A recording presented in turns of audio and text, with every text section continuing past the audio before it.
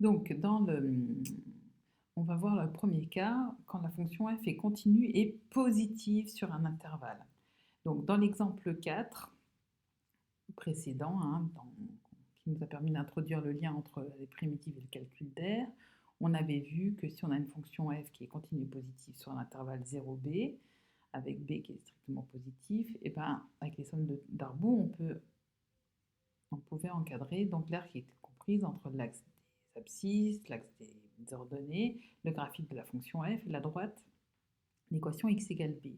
Et bien ici, on peut faire exactement le même procédé, mais au lieu de se placer sur l'intervalle 0b, on se place sur un intervalle AB avec simplement A qui est plus petit que B. Et l'idée est exactement la même. Avec les sommes de Darboux, on se retrouve à avoir le même genre d'encadrement, comme tu peux le vérifier. Donc ici, on a notre fonction.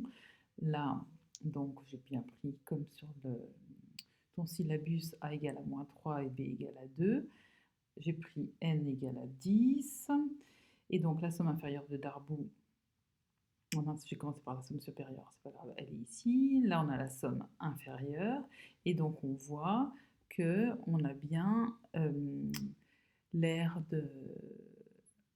qui est comprise entre la droite d'équation x égale à a, la droite d'équation x égale à b, l'axe des abscisses et le graphique de notre fonction, et bien cette aire qui est assurée, on la note grand A de petit a et petit b, puisque ça dépend de la valeur de petit a et de la valeur de petit b.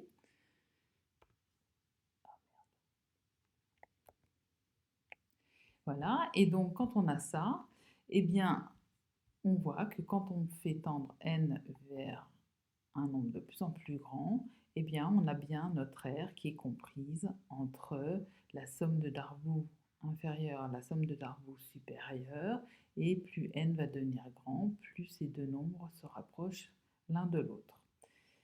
Donc voilà à quoi pour l'instant, ce qu'on arrive à démontrer, donc dans le cas où la fonction f, elle est positive. On voit que si la fonction f est positive, ce nombre va être positif.